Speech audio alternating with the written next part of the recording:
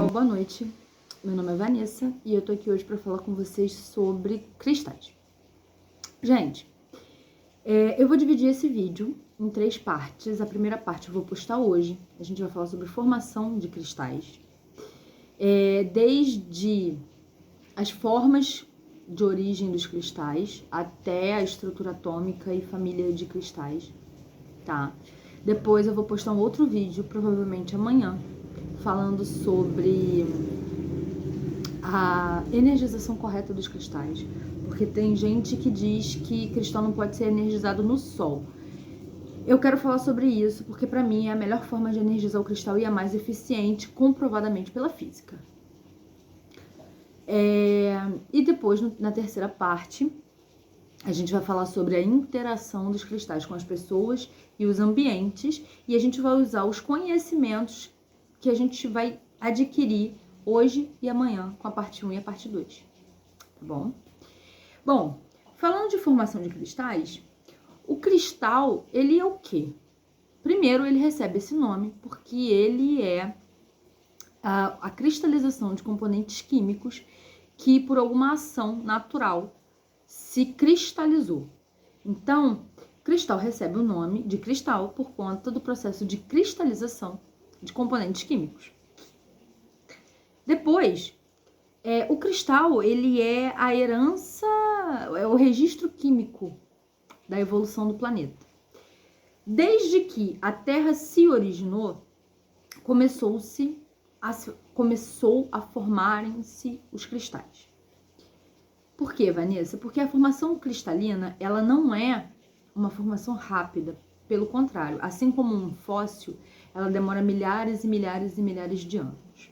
A não ser em casos em que o cristal ele é formado por rocha ígnea, que é aquela lava vulcânica que se resfria rapidamente, como o basalto, por exemplo, tá? Mas cristais comuns, como turmalinas, sodalitas, os cristais que a gente conhece, são formações demoraram milhões de anos para acontecer, tá? Então, você tem aí, quando você compra um cristal, você tá tendo aí um pedaço da história do planeta na sua mão. E eles representam também o DNA da nossa Terra, porque eles são compostos, os cristais são formados por componentes químicos que escorreram das rochas que nós temos no planeta inteiro, através de fendas e fissuras entre essas rochas.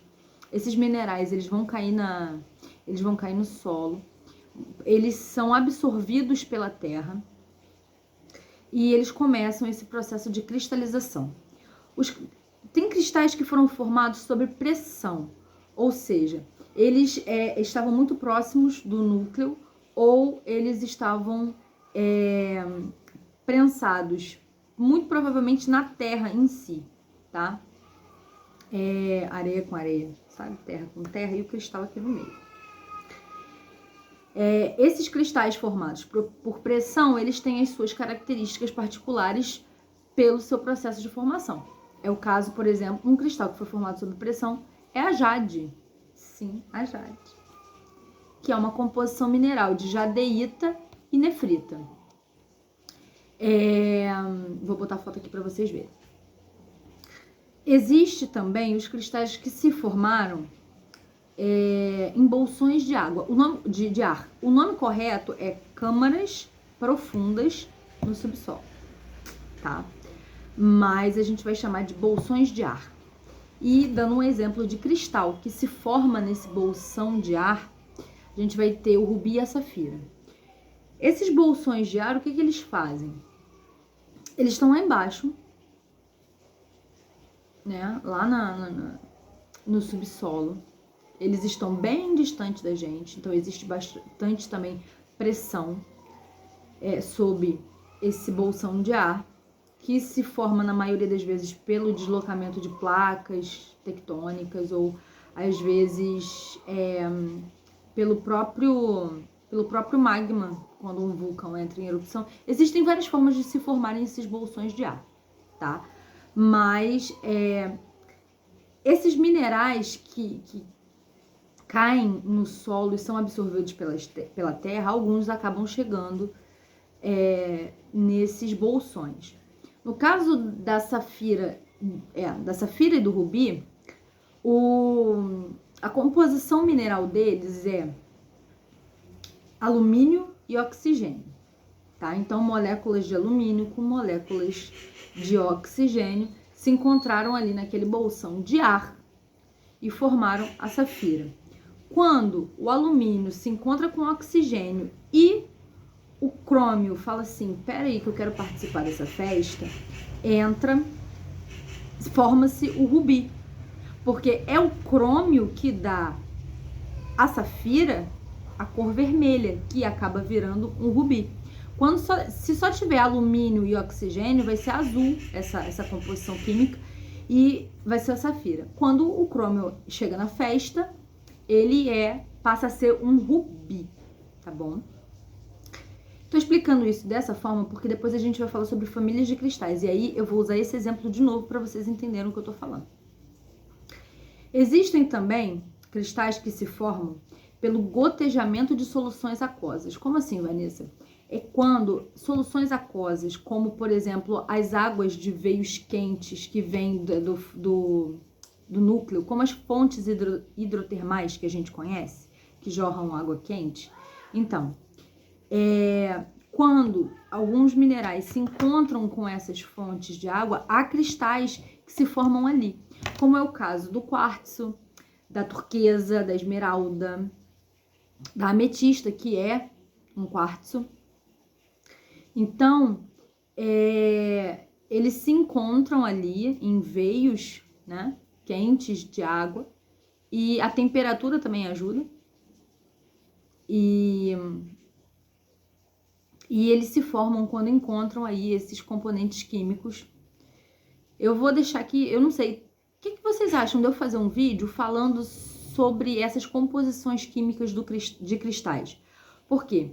É por essas composições químicas, eu vou falar isso lá na parte 3 desse vídeo, que os cristais interagem com o nosso corpo físico. Então, quando a gente diz que uma ônix, por exemplo, ela é boa para os ossos, a gente está se baseando nessa composição química, tá bom? E que são todos componentes químicos que estão na tabela periódica que nós conhecemos. Então, se vocês querem que eu faça um vídeo sobre isso, comenta aqui pra mim. Enfim. E aí, essas são as formas que originam, de origem dos cristais, tá bom? A gente vai entrar agora na questão da família dos cristais. Os cristais, eles são classificados em famílias. Que família, Vanessa? A família dos quartzos, feldespatos, calcedônias, entre tantas outras famílias de cristais que existem. As mais conhecidas são essas. E o que faz um cristal ser classificado para essa família? Como, por exemplo, a gente conhece a família dos quartzos, que é o quartzo azul, quartzo rosa, quartzo verde, quartzo amarelo, enfim, quartzo cherry, quartzos. O que acontece, gente? A ametista e o citrino também são da família dos quartzos. E o que determina o que vai fazer esse cristal entrar nessa família é a estrutura interna atômica dele, tá? Não é um mineral ou outro que vai participar ali da formação, que vai estar presente na formação desse cristal, que vai determinar a família dele. Na verdade, o conteúdo mineral, as impurezas que entrarem ali na formação daquele cristal só podem alterar a cor e a forma, mas não alteram a estrutura atômica desse cristal. Não altera a estrutura atômica dos componentes minerais que estão ali, ok? E a forma como eles se organizam enquanto moléculas. E, inclusive, a diferença entre um cristal para um vidro é a formação atômica do cristal. Ela é sempre simétrica e ordenada. Ou seja, elas são iguais, tá ok? As ligações químicas das moléculas desses minerais, elas se ligam de forma simétrica. É um conglomerado simétrico. E então, o que vai determinar a família para a qual esse cristal vai é a estrutura atômica. Eu ia dar o exemplo do chapéu do Harry Potter, mas esquece. Enfim, ficou claro essa situação para vocês? De como que os cristais se organizam, de como os cristais se formam. Vocês também perceberam que esses componentes químicos que eu estou falando aqui, eles estão presentes na tabela periódica? Eles são componentes da tabela periódica? Na parte 2 do vídeo, a gente vai falar sobre energização de cristal. E para vocês vai fazer muito mais sentido o fato de eu ter falado agora sobre estrutura atômica.